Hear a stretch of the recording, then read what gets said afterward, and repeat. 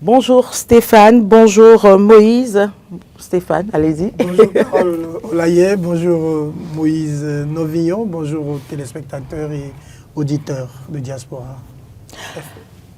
Bon, Bonjour, je le redis, bonjour Moïse. Bonjour Carole Olaye, bonjour Stéphane Akinokosu, ravi de vous retrouver, de retrouver également les fidèles téléspectateurs et auditeurs de Diaspora FM.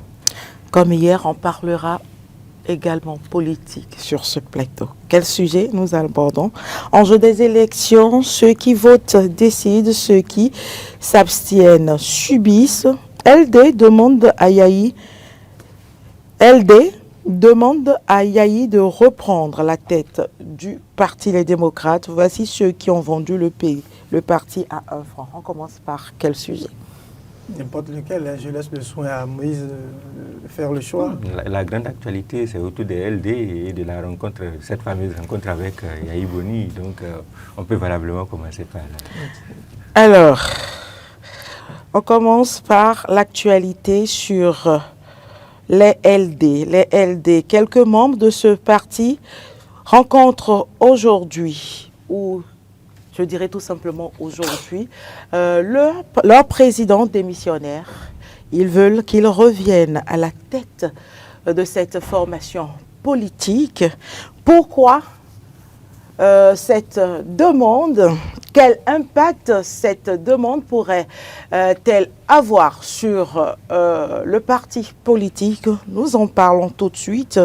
Alors, ma toute première question, Moïse Novillon, pourquoi Boni Yahi est-il considéré comme indispensable pour la tête du Parti Les Démocrates? Je le dis, je pose cette question à cause de cette démarche. Pourquoi aller jusqu'à Parakou, rencontrer l'homme et lui demander de revenir sur sa décision?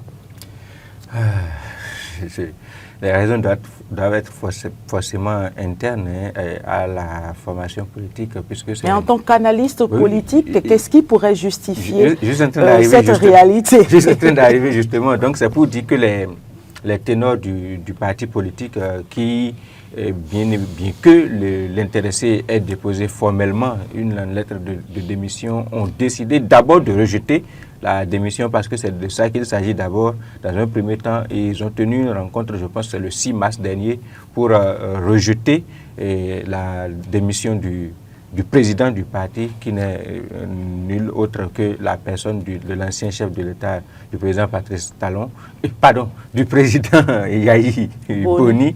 Et donc, ils ont refusé de lui accorder cette faveur-là, ou bien cette démission-là, de lui autoriser qu'il puisse se retirer pour les raisons qu'il a évoquées, dont essentiellement les questions de santé. Et donc, je peux supposer que s'il décide d'aller le voir et de discuter avec lui, de voir les contours, les tenants et les aboutissants, certainement qu'ils ne sont pas d'accord avec la raison évoquée, c'est-à-dire la question de santé essentiellement. Il y a forcément d'autres petites... Dans la note, il y a d'autres petites raisons également, mais principalement, c'est la cause sanitaire. Et donc, je pense que s'il a décidé de se retirer pour ne serait-ce que la cause sanitaire, peut-être que ces lieutenants ne sont pas convaincus et veulent aller le voir. Et vous voyez encore aller jusqu'à Parakou, ça veut dire que l'intéressé n'est pas à Cotonou. Et on se dit, si vous avez une raison fondamentale de santé, pour un personnage de son rang, de son niveau et connaissant bien sûr l'architecture sanitaire de notre pays, je pense que les endroits qui sont les plus indiqués, ou bien il est à l'étranger, ou bien alors il est carrément à Cotonou. C'est pas pour dire qu'il n'y a pas de... repos sanitaire peut se faire à n'importe où. Peut-être il veut le calme de la ville, donc c'est pas pour la cité des Kobourou. C'est pour ne pas dire qu'il n'y a pas de santé possible à rechercher à Parakou. J'étais en train d'en arriver là justement. Mais évidemment, ça fait quand même plusieurs mois déjà que le président Boni Yahi se retire pour des raisons de santé et ça se prolonge indéfiniment.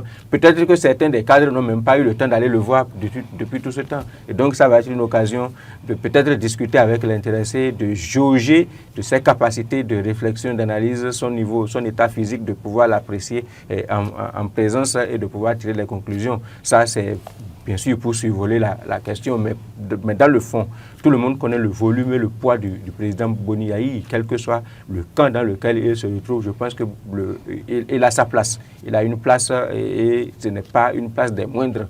Et on a vu en 2023, quand il était sorti pour faire campagne pour le parti Les Démocrates, par exemple, quel est le résultat que cela a produit. Et on a vu également en 2026, quand il s'est abstenu de faire campagne pour toujours cause de santé, parce qu'il s'était déjà retiré pour des raisons de santé au regard de ses déclarations propres personnelles avant les échéances. Vous êtes rendu compte également, on a vu les performances, également on a vu les résultats.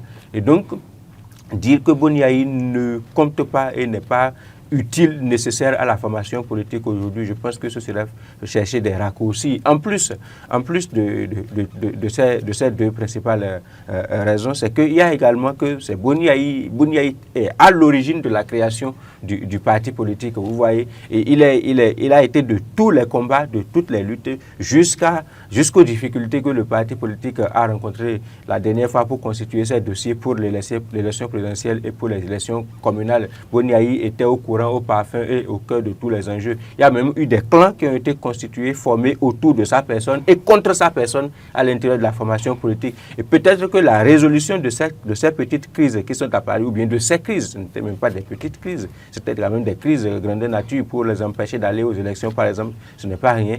Donc la résolution de ces crises-là dépend peut-être de la présence, de sa personne à l'intérieur de la formation politique. Et donc les leaders refusent peut-être qu'ils puissent s'en aller alors que la maison ne se porte pas bien.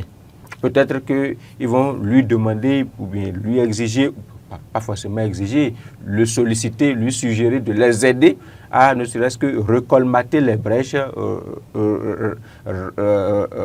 rassembler tout ce qui est en ce moment et passe avant que peut-être il ne décide de partir. Et n'oubliez pas, M. Eugène Azatassou, un des cadres de la formation politique, a également fait une sortie médiatique où il a dit que les causes et que les raisons, je le cite expressément, les raisons sont externes, les raisons de cette démission sont externes à l'organisation interne du parti politique. Et donc, vous voyez, il faut peut-être prendre ça sous toutes ses formes. Les raisons sont externes. Même externe. Si... Est-ce à dire qu'il y a une main invisible derrière cette démission? Ouais, on est habitué avec les démocrates à voir les mains invisibles. Et donc, on suppose que, évidemment, peut-être qu'il y a des sous-entendus, il y a encore des choses dont nous ne savons pas encore tous les contours, tous les détails, et dont ils iront discuter avec le président Boni Yayi. Les causes externes là, est-ce que c'est des pressions extérieures à la formation politique qui auraient peut-être exigé une démission de l'ancien chef d'État de la tête de son parti politique? Vraiment, il faut être... Puisqu'il n'y a plus d'enjeu, ils ne partent plus à la présidence. Il faut être véritablement devin pour pouvoir le savoir. Et donc je le disais tout à l'heure que je cite expressément M. Eugène Azatassou, qui est quand même un des cadres de la formation politique, et donc qui a fait une déclaration publique, qui a fait une déclaration sur les médias de la place. Et donc, je l'ai cité pour dire... Peut-être qu'ils veulent aller apprécier ces causes externes à la formation politique là, avec l'intéressé lui-même pour voir est-ce qu'il est possible peut-être de surpasser ces pressions externes-là. Est-ce qu'il est possible de résister encore comme ils ont l'habitude de résister encore à ces pressions externes-là pour pouvoir... Alors, avant de donner la parole à Stéphane Arinou-Rossou, dites-moi, Moïse, que révèle concrètement cet appel à Yayi Boni sur la dépendance des partis béninois à une seule personnalité ou à un seul homme? Oui, c'est déplorable et c'est quelque peu regrettable. Et ces dernières années, beaucoup de choses ont évolué en ce sens. C'est-à-dire qu'on a tenté de corriger un tout petit peu cet état de choses. Il y a de moins en moins des partis politiques constitués autour de personnes, où on dit c'est le parti 2, c'est le parti 2. Voilà, donc ça a commencé par diminuer, mais je pense que c'est profondément un malaise en contexte de démocratie que les partis politiques puissent s'organiser autour des individualités, autour des personnes, et dont on peut même supposer que quand ces acteurs-là décident de se mettre en retrait, que les partis politiques ne puissent pas subsister et sans leur paternalisme, si je peux le dire ainsi, sans leur présence, et que l'on veuille quémander, négocier leur maintien. Mais dans le cas d'espèce quand même, il faut l'avouer clairement, également, Boni Yayi n'est pas n'importe qui à ce point. Il a été un ancien président de la République, il a été chef d'État. Son volume, son poids est là. Je pense que quelle que soit la formation politique à laquelle il va décider d'appartenir aujourd'hui, ça va forcément être un poids de plus pour cette formation politique-là. Et donc peut-être il ne faut pas bouter dehors ou bien se débarrasser aussi facilement d'un volume électoral comme Boni Yayi. Stéphane Harine Rousseau. Oui. Les mêmes questions pour vous. Est-ce que, puisque vous avez posé beaucoup de questions, est-ce que vous pouvez... Non, je n'ai posé que 2 questions, c'est les relances. Oui. Alors la toute première question, c'est de savoir pourquoi Boni Yayi est-il considéré comme indispensable pour la tête du parti Les Démocrates? De façon basique, on dit souvent que nul n'est indispensable. Et à partir mais là, avec ce forcing que veulent faire certains cadres du parti Les Démocrates, on se dit qu'aujourd'hui, Yayi Boni, qu'on le veuille ou pas, est indispensable à cette formation politique. Non, moi, je veux dire juste que cette obstination ou cette obsession pour Yayi Boni à la tête du parti révèle 2 choses. Soit il y a des choses, il y a une cuisine interne que nous, on ne sait pas du tout, qui pousse les gens... qu'on ne doit pas peut-être savoir. Qu'on ne doit pas peut-être savoir, qui pousse les gens à vouloir forcément maintenir, ou il y a une volonté, ou il y a une peur du départ de Yayi. C'est les 2 lectures que je fais. Sinon, en réalité, je ne partage pas forcément tout à fait la réflexion de Moïse, parce que je suis d'accord sur le fait que Boni Yayi a du volume. Boni Yayi, c'est quand même un personnage central. Il a été chef d'État, il a été. Mais tout ce qu'il a été doit être capitalisé en termes de sagesse. Du coup, cette capitalisation ne doit pas amener Boni Yayi à être maintenu ou à rester à la tête de ce parti, mais plutôt à trouver un poste d'honneur comme celui du président d'honneur. Celui qui doit être, à mon sens, aujourd'hui actif à la tête du parti ne doit pas être l'ancien chef d'État Thomas Boni Yayi. Et hier, je l'avais martelé sur ce plateau. Je l'ai clairement signifié pour dire qu'on ne doit pas chercher à le maintenir, puisque la personne elle-même dit qu'elle est fatiguée. Elle est fatiguée. Que sa santé ne lui permet plus d'assurer cette charge. Être président de parti politique, c'est beaucoup de stress à la fois. Et pour quelqu'un de son âge, qui a déjà géré le pays pendant 10 ans, qui a traversé une opposition 10 ans durant, qui a été à la tête de parti, avec tous les échecs possibles, avec toutes les frustrations à l'interne, je pense que psychologiquement, le président Boni Yayi lui-même ne se voit plus en mesure de continuer la lutte. À partir de ce moment, quand on a pitié pour quelqu'un de son âge, on ne l'oblige pas. À la limite, je dis que c'est une irresponsabilité, parce que quand vous avez un père qui a travaillé des années, qui vous a légué un héritage et qui dit « je veux me retirer pour que vous puissiez continuer, vous dites « papa, tu ne dois pas partir », ça veut dire que nous ne sommes pas des enfants sur qui il peut compter. Et donc, moi je ne comprends pas. C'est-à-dire que c'est même une aberration. J'assume pleinement aujourd'hui ce mot que je vous ai passé hier. Allez-y. C'est une aberration que de voir encore des cadres de ce parti vouloir que Boni Yayi reste. C'est pourquoi je dis, soit il y a quelque chose qui sont en train de nous cacher que nous on ne sait pas et qu'on ne devrait peut-être pas savoir, soit ils ont peur de quelque chose. Et il faut bien qu'ils nous disent ce dont ils ont peur. Sinon que Boni Yayi dise qu'il veut quitter la tête du parti, en quoi? On a vu plusieurs personnes démissionner. Pourquoi? C'est le départ de Boni Yayi qui les gêne, qui les fait courir dans tous les sens. Il y a un problème qu'on ne nous dit pas. Et puis, c'est-à-dire, pourquoi ils font ça à Boni Yayi? Après, pourquoi ils font ça à Boni Yayi? C'est la question qu'on peut se poser. Laissez le vieux aller se reposer. Ça, c'est le premier aspect. Le deuxième aspect que je voulais quand même évoquer, pour un parti de l'envergure et de la trempe du parti LD, sur qui certains avaient beaucoup compté pour les élections qui sont en train de finir là, et qui n'a pas réussi, je pense que ce serait plus responsable pour les cadres de ce parti de chercher à voir ce qui ne marche pas, ce qui a marché, ce qui n'a pas marché, pour restructurer le parti au lieu de courir derrière un individu. C'est pourquoi il y a un aspect de votre relance qui m'intéresse. Pourquoi ce culte de la personnalité? C'est fini, c'est dépassé. Regardez, Patrice Talon a géré le pouvoir pendant 10 ans. Il a réussi à organiser sa famille politique. Il est en train de laisser la main. Il est en train de partir. Est-ce que vous avez l'impression que dans le camp de la majorité présidentielle, à part les quelques courtisans peut-être qui veulent gratter les prébendes de dernière minute et qui crient le nom de Patrice Talon, est-ce que vous avez l'impression qu'il y a eu culte de personnalité? Non. Il est en train de laisser le pouvoir. Mais pourquoi c'est pas cette façon de montrer que sans Boni Yahi, le parti va mourir, alors que le parti est déjà mort?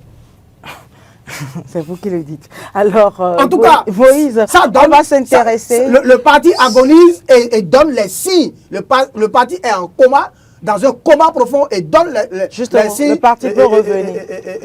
Le parti peut renaître de ses cendres. Et je crois que c'est dans cette optique que les cadres du parti peut renaître, sont en train de tout faire. Le parti a la capacité, le parti a les hommes qu'il faut pour renaître de ses cendres. Mais les stratégies qui sont en train d'être développées, les petites querelles intestines, les courants politiques fondés sur des individualités égotiques ne vont pas arranger la chose. Alors, nous allons nous intéresser à l'enjeu politique de façon générale. Quel impact le départ ou le retour de Yahi Boni pourrait avoir sur l'opposition béninoise dans son ensemble? Non, aujourd'hui, en termes de lutte du côté de l'opposition, la présence ou l'absence de Boni Yahi ne signifie pas beaucoup de choses. La principale raison, c'est que nous avons eu plusieurs occasions d'apprécier, bien sûr, sa présence au sein de cette opposition politique-là. Je pense que vous êtes dans une globalité. Vous parlez de l'opposition politique béninoise en général. Oui. C'est que l'opposition politique, Boni Yahi n'est jamais parvenu à rassembler l'opposition politique, par exemple. Il n'est jamais parvenu à les rassembler, à les réunir, à l'opposer d'un Patrice Talon qui est quand même parvenu à maintenir une certaine discipline au sein de la mouvance. Bon, à part la FCBE, au sein des partis politiques. Il y a d'autres partis? Bien sûr, il y a le GSR qui vient de quitter la grande solidarité qui vient de quitter la plateforme. Les joutes électorales. Oui, bien sûr, qui vient de quitter la plateforme. Mais avant cela, il y a eu la concertation, le cadre de concertation de l'opposition. Justement, mais à part la FCBE, je crois que pratiquement la majorité des partis de l'opposition y étaient. Donc, est-ce que c'est un échec? Oui, ils y étaient, mais Boni Yahi n'est jamais parvenu à les maintenir sous discipline, à les organiser pour qu'ils puissent avoir des actions ensemble. N'est-ce pas les questions d'intérêt? Oui, les questions d'intérêt, je suis d'accord. Mais je dis que Boni Yahi n'est quand même pas parvenu à contenir les intérêts. Et à l'opposé, j'ai établi le parallélisme en même temps. Justement, c'est par rapport à ce parallélisme, c'est ce parallélisme qui me gêne un peu. Parce que là, les intérêts et les objectifs vont dans le même sens. Mais est-ce que c'est ce que nous remarquons ici dans l'opposition? Oui, et il faut quelqu'un, en fait, il faut un leader pour réussir. Même de l'autre côté, il y a eu des brebis galeuses. Vous avez vu tel que cela a été géré de l'autre côté. Mais quand on quitte un parti de la mouvance, quand on entre dans un autre parti de la mouvance, qu'est-ce qu'on perd? Quel impact ça a? Non, je ne parle pas surtout des départs de l'opposition vers la mouvance. Je ne suis pas en train d'argumenter en ce sens-là.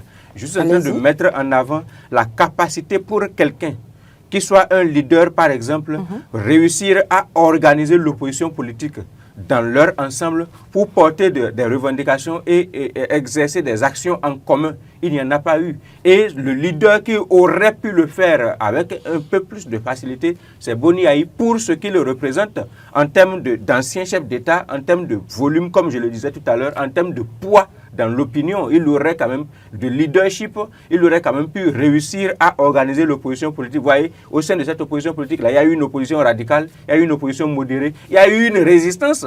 N'oubliez pas, il y a un groupe qui se revendique de la résistance et non de l'opposition, alors qu'au départ, tout ce groupe-là était parti ensemble, pour être ensemble. Et donc, il n'est pas parvenu à faire ça là, par exemple. Et même avec son parti politique, le parti, les LD, le glissement d'abord de la FCBE vers LD. La FCBE même, vous avez vu ce que la FCBE même est devenue après. Et les LD également, vous avez vu, c'est pratiquement, les deux sont pratiquement logés à la même enseigne aujourd'hui, avec la particularité pour la FCBE d'avoir réussi quand même des coups d'éclat, là où LD, où il y avait Boni Yayi quand même en termes de leader et de guide, a également échoué. Et donc c'est pour dire que Boni Yayi, effectivement, il y a le nom qui reste. Il y a le respect qu'il faut, bien sûr, lui réserver au regard de tout ce qu'il a incarné, de tout ce qu'il représente, qu'il faut continuer par lui devoir. Mais après cela, il n'a pas pu démontrer que sa présence au sein d'une opposition politique pouvait faire basculer les choses en faveur de cette opposition politique-là. Et donc, à partir de cet instant, je pense que le départ ou bien le maintien de Boni Yayi, et peut-être Stéphane, il a raison en me coiffant pratiquement sur le sujet par rapport à cet aspect-là, c'est-à-dire que maintenir Boni Yayi vaille que vaille, en vérité, on n'est pas sûr que cela puisse produire de résultats autres que ce qu'on a pu observer jusqu'ici. Et donc, pour cette raison, est-ce qu'il ne faut pas voir, et étant donné qu'on n'est pas dans les secrets, on ne se dit pas forcément que les gens iront discuter avec Boni Yayi aujourd'hui et qu'ils vont parvenir à ramener Boni Yayi, ou alors que l'objectif en rejetant sa démission, c'est forcément pour le maintenir. C'est peut-être en rejetant ça, on a peut-être rejeté sa démission pour avoir le temps de l'écouter et de comprendre, parce que ce n'est pas n'importe qui, avant et après tout, ce n'est pas n'importe qui pour le parti politique.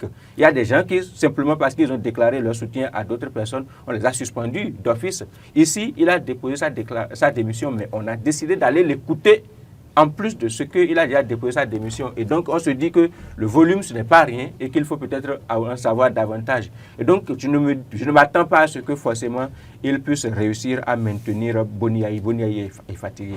Il a quand même essuyé beaucoup d'humiliations, beaucoup d'affronts également, de la part de ces mêmes cadres-là, de ces mêmes leaders-là. Ils ont utilisé sa couverture, ils ont utilisé son nom. Certains ont utilisé sa couverture, son nom, pour se faire une place à l'ombre carrément. Il y a des gens qui n'étaient jamais allés à l'Assemblée nationale et qui n'auraient jamais pu aller à l'Assemblée nationale s'il n'y avait pas eu le nom de Boni Yayi, par exemple, devant en 2023 pour les faire partir à l'Assemblée nationale. Et on a vu comment ils l'ont traité sur la place publique. Il a quand même subi des humiliations pour eux. Et je pense que tout ça déteint sur sa psychologie et sur sa santé mentale, sur également son moral. Et donc, effectivement, il vaut mieux peut-être permettre à Boni Yayi d'aller se reposer. Et en plus, Boni Yayi est un membre de droit du Sénat, par exemple. Et donc, effectivement, le Sénat qui se présente comme une structure, un organe comme un organe de surveillance à la limite, quoi, dans son fonctionnement et dans tout ce qu'on a décrit jusqu'ici, il serait très intéressant que Boni Yayi, quel que soit son état de santé, qu'il puisse se retrouver dans cette structure-là, où il y a moins d'enjeux politiques, parce que c'est les personnalités qui sont devenues apolitiques qui se retrouvent dans cette structure-là. Donc, où il y a moins d'enjeux politiques, moins de querelles politiques, je pense qu'il va pouvoir s'épanouir à ce niveau pour apporter son expertise et ses conseils. La même question pour vous, Stéphane. Par rapport au départ ou au maintien de Boni Yayi, en quoi cela... Comment ça pourrait impacter l'opposition de façon générale? Non, je pense que ce qui peut véritablement impacter l'opposition, c'est l'unité et la restructuration aujourd'hui. Le défi, c'est plus ça. Le défi, ce n'est plus le maintien ou non de Thomas Boni Yayi. Thomas Boni Yayi aujourd'hui devient une ressource pour le parti LD. Une personne, qu'on va dire, une personnalité morale du parti. Quelqu'un vers qui on peut aller quand il y a problème, quand on n'arrive pas à accorder les violons. Boni Yayi devient s'il reste dans sa réserve, il devient je vais pas dire le modérateur, mais c'est celui qui va essayer de concilier les points de vue, de concilier les divergences. C'est dans cette posture-là que Boni Yayi peut rester aujourd'hui. Le parti, on ne va pas dire que le parti n'a plus besoin de Boni Yayi. Le parti a toujours besoin de Boni Yayi, mais pas Boni Yayi en tant que... À la tête. À la tête, non. Ça, je pense que c'est déjà dépassé, c'est révolu. Boni Yayi a eu le temps de faire son expérience. Il en a tiré les conclusions nécessaires à son niveau. Aujourd'hui, le parti est là où il est. Et pour que le parti puisse se relever, il faut gagner sur le pignon de l'unité et de la restructuration. C'est de ça qu'il s'agit aujourd'hui. Boni Yayi ne peut plus revenir. En tout cas, c'est leur parti. S'ils le décident, ils peuvent le ramener. Mais je trouve que ça va être une répétition de l'erreur ou une répétition, n'est-ce pas donc, de l'histoire. Boni Yayi, dans sa posture que lui-même, il a choisi aujourd'hui, serait plus intéressant au parti. Et il faut que les cadres du parti puissent comprendre cela et revoir les choses véritablement autrement.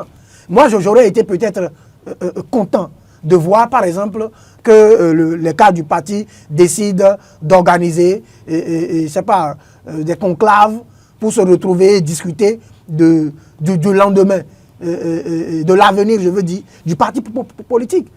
Au lieu de prendre la route pour aller à Parakou et aller échanger avec Boni Yayi, il faut peut-être prendre la route d'un hôtel ou, je sais pas, d'un lieu pour se revoir et échanger.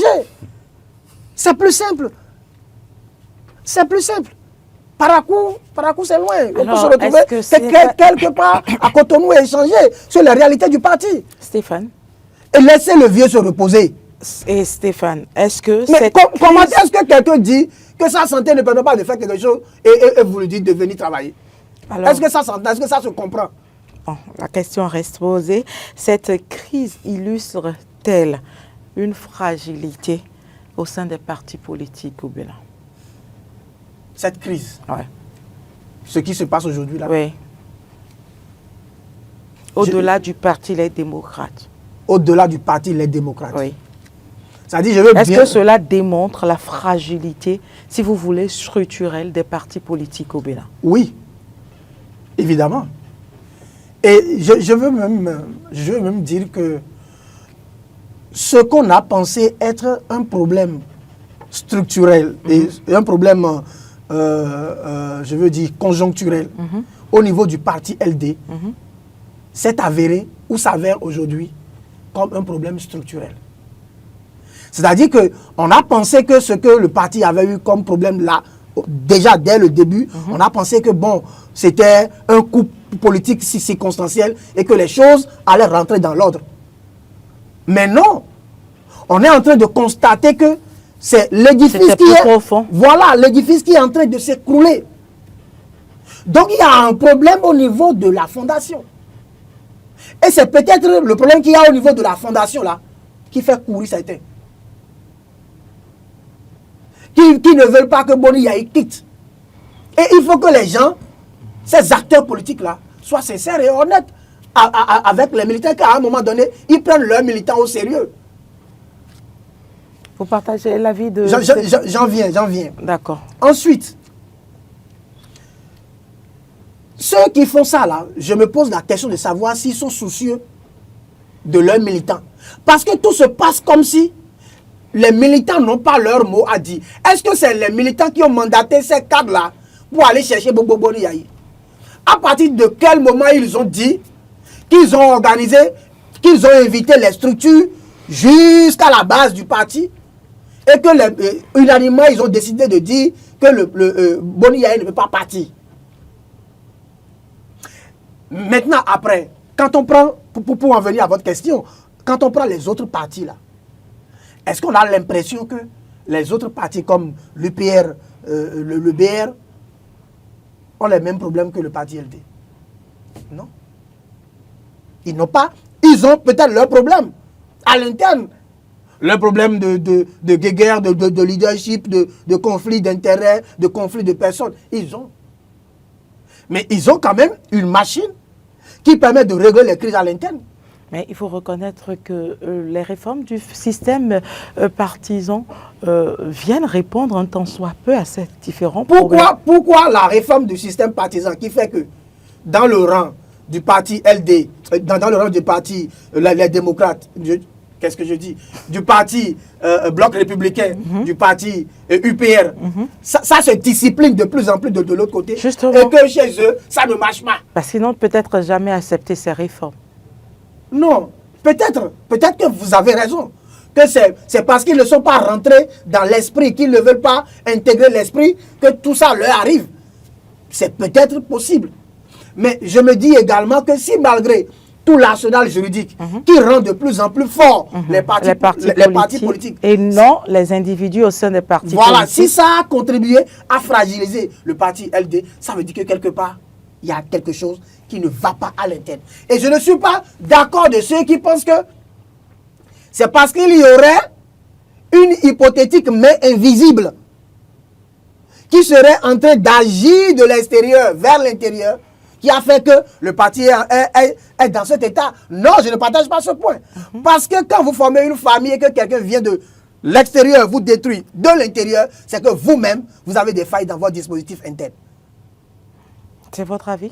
C'est ma position. Alors, oui, oui, je pense qu'il a renchéri il est intervenu par rapport à la même question que moi. Il m'a peut-être dépassé sur certains aspects de mon opinion précédente. Et évidemment, quelque chose ne va pas bien à l'intérieur du Parti Les Démocrates. Ça, on a suffisamment parlé de ça. On a ressassé, on a répété. Ça fait au moins depuis le mois d'octobre qu'on est en train de parler des crises à l'intérieur de cette formation politique-là. Ça ne va pas à l'intérieur du Parti Les Démocrates, et c'est clair.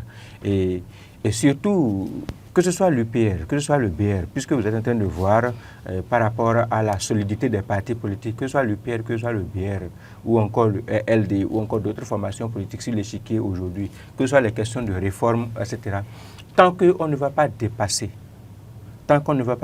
les personnes, et qu'il n'y aura pas les questions de conviction et les questions d'idéologie sur lesquelles les individus se rassemblent à l'intérieur des formations politiques, je ne suis pas en mesure de défendre une formation politique aujourd'hui en termes de solidité institutionnelle. Parce qu'il ne faut pas quand même qu'on puisse se mentir à nous-mêmes. Les acteurs là, ils nous suivent. Les compatriotes également nous suivent. Nous savons très bien pourquoi est-ce que l'Union progressiste, le Renouveau et le Bloc républicain font quand même semblant de tenir mieux que les autres formations politiques. On sait très bien que c'est parce que les acteurs qui sont là, essentiellement, sont au pouvoir. D'abord, ou tout au moins se réclament du pouvoir pour la majorité des acteurs qui dirigent ces formations politiques-là. D'abord. Et il y a également la personnalité du président Patrice Talon qui joue également un rôle très important. Et vous savez que le président Patrice Talon, il n'est pas... et c'est là que c'est les reproches que nous avons passé tout le temps à faire au président Boni Yaïssa. Le président Patrice Talon n'est pas assez manipulable comme les acteurs ont pu le faire et continuent de le faire avec la personne de Boni Yaï. Parce qu'effectivement, et c'est là que peut-être je vais donner raison à Stéphane sur le fait qu'il vaut mieux finir par laisser Boni Yaï se reposer. C'est-à-dire que les acteurs, ils se servent de son nom, ils se servent de sa couverture, juste pour atteindre leur objectif. C'est ce que les autres n'arrivent pas à faire de l'autre côté. Si vous faites très attention, on n'est pas dupe. On sait très bien que de l'autre côté, il ne va pas être facile pour des acteurs politiques de vouloir se jouer de la personnalité et du rang du président Patrice Talon pour atteindre leur objectif personnel. Si ce n'est pas pour atteindre un objectif dans le cadre de ce que le parti politique ou bien les organisations auxquelles, les regroupements auxquels ils appartiennent réclament ou bien exigent. Dès que vous tentez de sortir de ce lot comme cela, vous savez très bien que le parti politique vous sanctionne très fort. C'est difficile pour Boni Yaï aujourd'hui de pouvoir avoir la main dure pour sanctionner très fort comme cela, parce que Boni Yaï ne concentre pas entre ses mains un intérêt. Boni Yaï n'est pas au pouvoir. Et quand vous êtes de l'opposition et que vous n'avez pas le pouvoir, c'est difficile pour vous, en réalité, d'avoir les intérêts autour desquels il faut mobiliser les gens. Or, il se trouve que dans les formations politiques aujourd'hui, jusqu'à nouvel ordre, que ce soit l'Union progressiste, le Renouveau, que ce soit le Bloc républicain, que ce soit le Parti des démocrates, etc., il n'est pas encore présenté au peuple béninois des questions idéologiques autour desquelles on les réunit. C'est toujours autour des personnes et autour des intérêts, jusqu'à nouvel ordre. Et le président Patrice Talon l'a rappelé récemment au cours d'une sortie publique, qu'à partir du moment où les questions ne sont pas des questions idéologiques, ce ne sont pas des questions de conviction, et que c'est simplement les quelques intérêts de quelques individus et le développement en général, il vaut mieux qu'on puisse dépasser certaines considérations. Et là, sur cet aspect de la chose, je suis d'accord. Mais tout le reste là, nous savons très bien qu'aucune formation politique aujourd'hui ne tient véritablement solidement si ce n'est pas qu'il y a des acteurs puissants qui arrivent à maintenir ou à ne pas maintenir dans l'un ou bien dans l'autre des sens. C'est la réalité. Alors, la dernière question sur le sujet, afin d'aborder un autre sujet sur ce plateau. Quel défi l'opposition béninoise doit-elle aujourd'hui relever pour se renforcer face au pouvoir? C'est le défi de la structuration, c'est le défi de la réorganisation, c'est le défi en réalité du sérieux entre les acteurs qui animent ces formations politiques-là. Et c'est peut-être là que moi je veux considérer, c'est vrai que Stéphane il est définitivement péremptoire sur la question. Il ne veut pas du tout que l'on puisse discuter peut-être avec un Boni Yayi, par exemple, puisque ce n'est que ce sont des exemples qu'on est en train de parler. Mais je pense qu'ils en ont peut-être besoin. Et on ne sait pas en réalité s'ils veulent discuter avec Boni Yayi pour maintenir Boni Yayi. Il faut voir la démarche. La démarche dit « j'ai démissionné ». Et les cadres disent « nous n'acceptons pas encore la démission tant qu'on n'est pas allé, tant qu'on ne va pas le voir pour parler avec lui ». C'est comme cela que moi je comprends la chose. Je peux peut-être être dans l'erreur de compréhension. Donc je ne me dis pas qu'on est en train d'aller voir Boni Yayi pour forcément maintenir Boni Yayi. Mais je me dis qu'aujourd'hui, pour ce que l'opposition a pu afficher jusqu'ici, c'est important que l'opposition puisse continuer de se parler. Surtout que les leaders, les responsables de la trempe de Boni Yayi, de la trempe des cadres, des principaux responsables du Parti des démocrates, de la trempe des principaux responsables du Parti Force Corruption Bénin émergent, de la trempe des autres formations politiques comme les GSR qui sont en train de témoigner de leur frustration en ce moment en sortant de la plateforme de l'opposition ou bien du groupe de cadres de concertation de l'opposition par exemple. C'est important qu'ils puissent continuer par dialoguer parce que c'est de cette façon-là qu'ils vont trouver des solutions à leurs problèmes. S'ils partent en rang dispersé, s'ils permettent aux gens de partir chacun dans son coin comme ils sont en train de le faire là, ce n'est pas évident qu'ils puissent porter des actions et qu'ils puissent venir, encore que la réforme du système partisan exige et oblige des acteurs qu'ils puissent se rassembler, qu'ils puissent se réunir. C'est l'esprit de la réforme du système partisan. Ça. Et ça a montré ses effets, ses aspects positifs dans certains camps et sur certains plans. Et donc il sera très intéressant qu'ils puissent continuer par se parler, qu'ils ne permettent pas à ce que tout se disperse avec une telle facilité, au risque bien sûr de conduire à la perte de toute l'opposition politique et des militants également des formations politiques de ces formations politiques-là avec.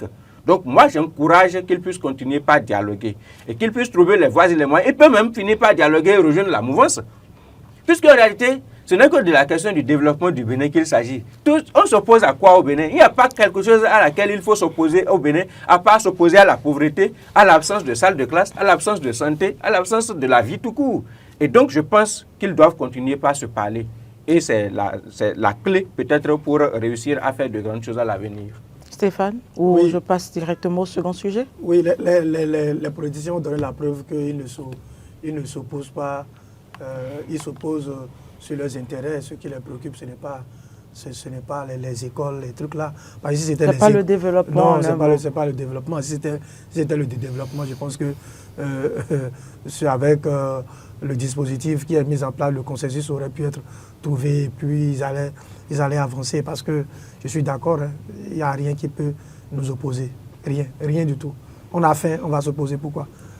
On a faim, il faut qu'on s'entende pour trouver à manger. C'est le plus important.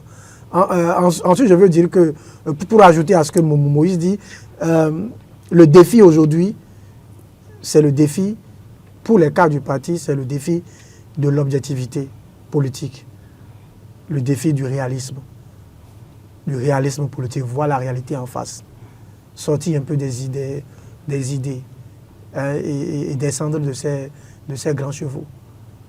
et voir la réalité en face pour dire qu'est-ce qu'on fait pour avancer concrètement. C'est plus simple. Deuxième sujet à débattre sur ce plateau, enjeu des élections. Ceux qui votent décident, ceux qui s'abstiennent subissent. Alors Moïse Novion, pourquoi l'abstention peut avoir des conséquences sur la société? C'est un sujet très intéressant parce que non seulement c'est d'actualité, c'est profondément d'actualité, mais c'est également intéressant parce que ça va procéder peut-être plus de la pédagogie, de la sensibilisation que de rentrer dans les autres considérations. Vous voyez, le libellé est suffisamment clair. Ceux qui votent, bien sûr, ils ont au moins exprimé leur choix. Ils se sont exprimés. Ils ont donné peut-être de directives. Et sans le dire et sans peut-être le crier, pardon, à la télévision ou à la radio, comme nous on est en train de débattre ici ce matin, ils ont eu la possibilité de donner des directives quand même, de consignes pour ce qu'ils ont envie de voir dans le pays en termes de responsabilité à confier à certains compatriotes. Par contre, si vous décidez de ne pas du tout voter, si vous décidez de vous abstenir, de ne pas vous rendre du tout aux urnes, évidemment, on finit par faire un choix. Et quand on finit par faire un choix, parce que de toutes les façons, il y a quelqu'un qui, quelque part au Bénin, qui ira voter. Et dans notre contexte, il faut peut-être le rappeler encore et encore à nos compatriotes, à nos concitoyens, dans notre contexte, le taux de participation, en réalité, c'est pour les questions d'élégance. On n'a pas besoin de faire de discours, peut-être même, et il faut peut-être le dire encore, c'est là les acteurs politiques, ils arrivent toujours à nous avoir. On n'a pas besoin de faire de discours autour du taux de participation à une élection, en vérité, en temps normal. S'il y a de la matière pour aller convaincre l'électorat, il faut aller sur des questions purement techniques, il faut aller sur les projets de société, plutôt que de concentrer les énergies à parler de taux de participation. C'est très important, c'était une parenthèse. Et là, vous voyez, les enjeux des élections, c'est que nous voulons confier le destin. Si c'est une élection communale, nous voulons confier le destin de l'administration territoriale à des compatriotes. Si c'est une élection législative, nous voulons confier le destin de la législature, du Parlement à des concitoyens, à des compatriotes. Et si c'est du pays, bien sûr, cette matière, et si c'est la présidence, nous voulons confier l'exécutif à des concitoyens, et c'est le destin de tout le pays qu'on remet à certains concitoyens à ces occasions de vote-là. Alors, si vous décidez de ne pas aller voter, qu'est-ce qui se passe? C'est que certaines personnes, étant donné que la question du taux de participation ne dérange en rien, une seule personne peut aller voter. Le soir, on va tirer la conclusion qu'une seule personne a voté pour un seul candidat, et ce seul candidat l'emporte largement avec ce seul vote-là, et est qualifié pour diriger, pour gérer la cité, pour gérer le niveau où vous lui avez confié votre suffrage. Et donc, si vous ne sortez pas... Oui, on va y revenir. On va revenir sur la question de crédibilité. Tout ça, là, c'est des débats d'à côté. Et donc, si vous n'allez pas vous exprimer, si vous n'allez pas voter, si vous n'allez pas porter votre choix, on va forcément... Ceux qui sont allés voter vont porter le choix sur quelqu'un ou sur quelques personnes. Ces personnes-là vont vous gérer. Et ils vont vous gérer suivant leurs aspirations, ou tout au moins suivant les aspirations qu'ils ont présentées à ceux qui sont allés voter. Comme vous avez refusé de vous exprimer, de donner une ligne de conduite, un code de conduite à votre aspiration personnelle, les gens qui ont donné de directives par leur vote, par leur choix, à leurs convictions personnelles, ils vont vous gérer avec leurs convictions et leurs aspirations personnelles. Et en ce moment, vous allez devoir subir. Vous pouvez subir positivement, comme vous pouvez subir négativement. Nous, on ne rentre pas dans ces détails-là ici. Mais vous allez devoir subir. C'est que les rechignements, les critiques, les complaintes et les plaintes, en réalité, ne vont pas servir à quelque chose si vous avez refusé d'utiliser le moyen qui est en votre possession, le moyen démocratique, le moyen légal, le moyen légitime. Si vous voulez maintenant qu'on dépasse la question de pourquoi est-ce qu'il faut aller voter et autres, ou bien bon, le taux de participation c'est faible et donc il y a une question de légitimité ou bien une question... Je n'arrive pas à comprendre ce que vous mettez dans une question de légitimité. Là où 2, 3 Béninois, c'est vrai, nous sommes 10 Béninois et nous avons le droit d'aller voter. 7 ont refusé d'aller voter. On ne les a pas empêchés d'aller voter. On a ouvert les bureaux de vote pour tout le monde. 3 ont décidé d'aller porter leur choix. Les 3 là sont légitimes ou pas? Si les 3 là sont légitimes et qui sont qualifiés à se décider et à décider pour la République, celui qu'on a élu dans ces conditions-là, ou est-ce qu'il n'est pas légitime, vous voulez dire, il n'est pas qualifié pour gouverner, il n'est pas qualifié pour diriger? Je ne suis pas, cette lecture-là, personnellement, je ne rentre pas dans ces considérations ni dans ces lectures-là. Je me dis en réalité qu'on se trompe en parlant de légitimité et autres. C'est juste pour faire joli. Stéphane, partagez-vous la lecture de... C'est juste pour faire joli. Pas tout à fait. J'espère que vous n'allez pas partager ça. Pas tout à fait. Allez-y. Et j'explique. C'est vrai, je ne sais pas si dans la Constitution, on a fixé un taux ou un seuil pour dire que, bon, si on n'atteint pas ce taux ou ce seuil de participation, le candidat qui est élu ne serait pas déclaré élu. Je ne sais pas si c'est écrit quelque part, vous pouvez m'aider sur le plateau ici. Est-ce que c'est écrit dans la Constitution qu'il y a un seuil? Est-ce qu'il y a un seuil qui est défini? Je ne sais pas. Ça, c'est le premier aspect. Maintenant, non, mais on peut déjà répondre non, il n'y a pas de seuil fixé. Il n'y a pas de seuil fixé. Mais il y a un problème. Il y a un problème. Et c'est sur ça que je veux venir. Il y a la question, pour rassurer Carole ce matin, il y a la question de la légitimité. Parce que si sur 100 Béninois, sur 100 Béninois, il n'y a que 10. Enfin, sur 100 Béninois éligibles au vote, il n'y a que 10 qui est choisi et 90 non, il y a un problème. Mais il faut se poser la question de savoir à quel niveau se situe la responsabilité. Est-ce que la responsabilité est imputable aux acteurs politiques, à celui qui est élu ou au peuple? Et c'est là que la question de la sensibilisation citoyenne devient un élément important. C'est-à-dire que nous devons savoir que nous sommes dans un régime démocratique où, lorsqu'on va au vote, on dit que la démocratie, c'est la loi de la majorité, mais c'est la loi de la majorité qui s'exprime. Et on l'a déjà dit ici une fois. À partir de ce moment, la responsabilité de chaque Béninois ayant l'âge de voter est engagée dans un processus électoral. Il y a Montesquieu qui dit que dans un régime démocratique, il y a un moment où le peuple est souverain, il y a un moment où le peuple est sujet.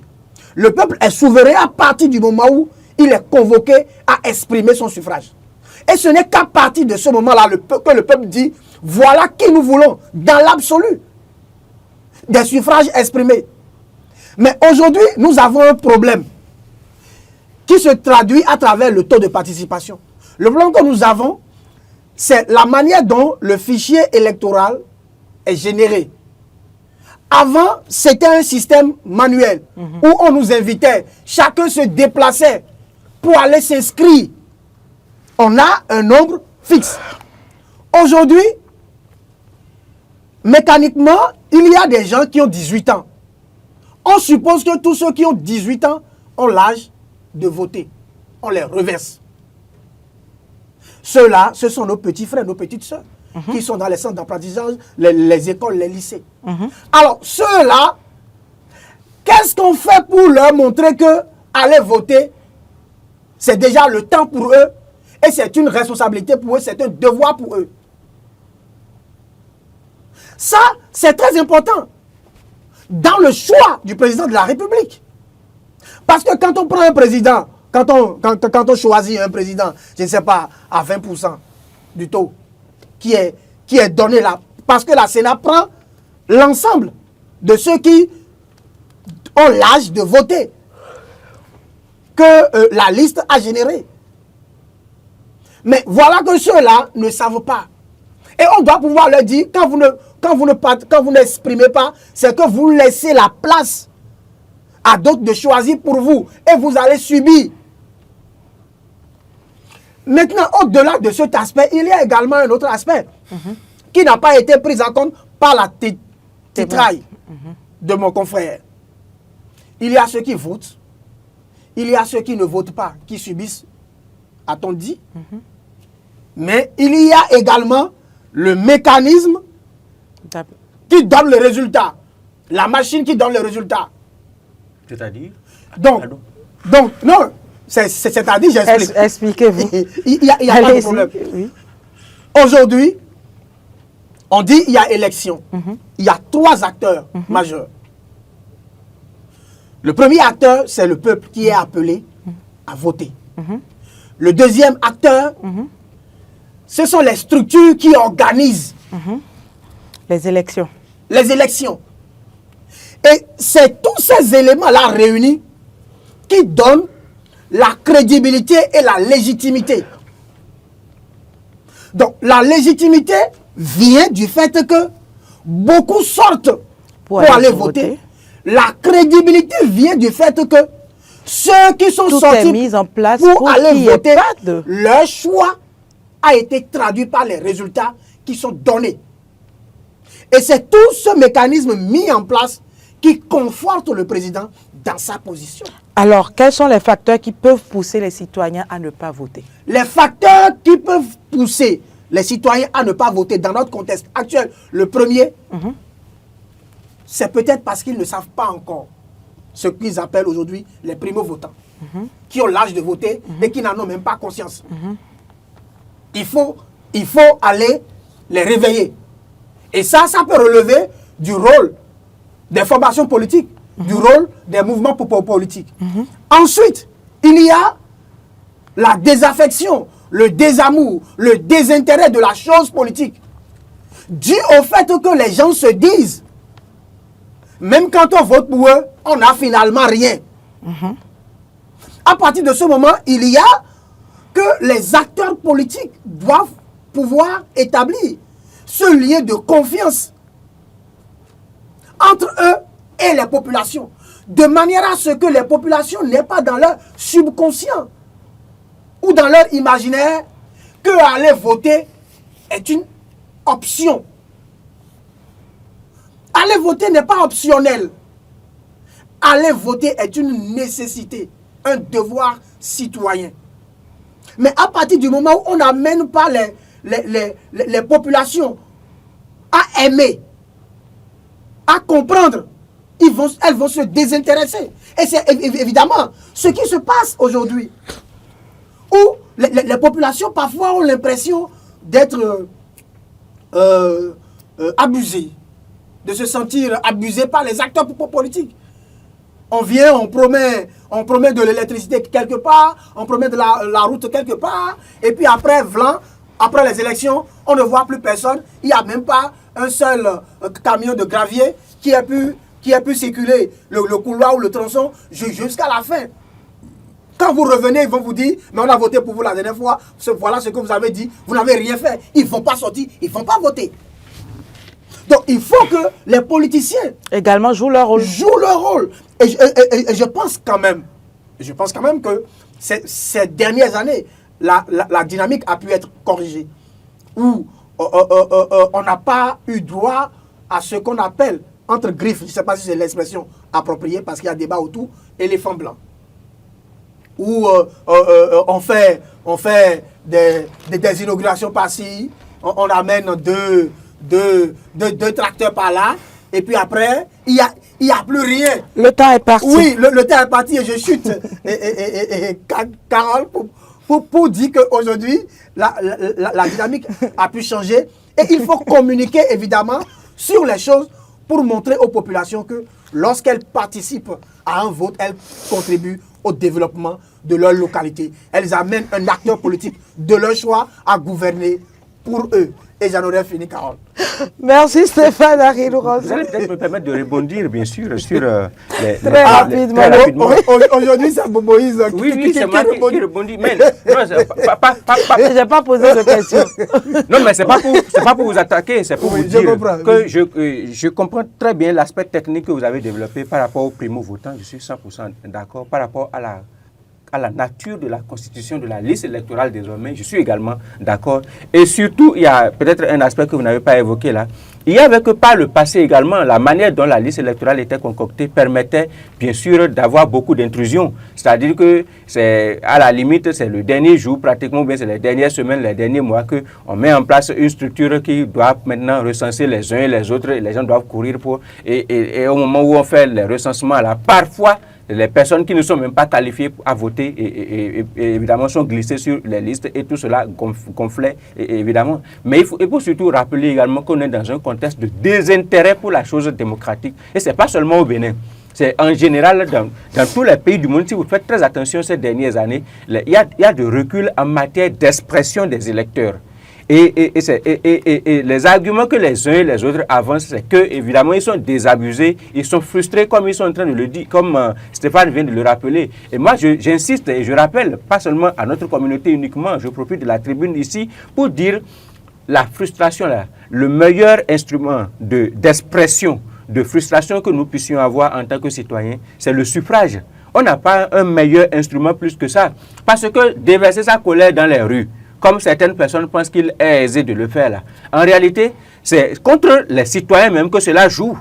Ça ne va pas dans l'intérêt des citoyens. Si on fait le bilan, on se rend compte en réalité que les citoyens ont plus perdu avec ces comportements, avec ces postures-là, que d'aller exprimer leur choix, leur volonté. Si vous êtes frustré, si vous n'êtes pas d'accord, il faut aller l'exprimer. Et la dernière fois, avec les élections communales, on a pu l'observer dans certaines localités où les citoyens ne sont pas d'accord. Vous avez vu les choix. Les choix ont tranché avec l'ordre qui était là. Il y a des formations politiques qui, en 2020, avaient carrément fait une sorte de razzia dans leur localité pour pouvoir imposer le maire. Et cette fois-ci, ils ont perdu comme on ne pouvait pas l'imaginer. Parce que les citoyens sont sortis s'exprimer. Et donc, quand vous vous exprimez, vous avez la possibilité, évidemment, de faire votre choix et d'engager la crédibilité du scrutin, comme Stéphane était en train de le souligner tout à l'heure. Merci, Moïse. Nous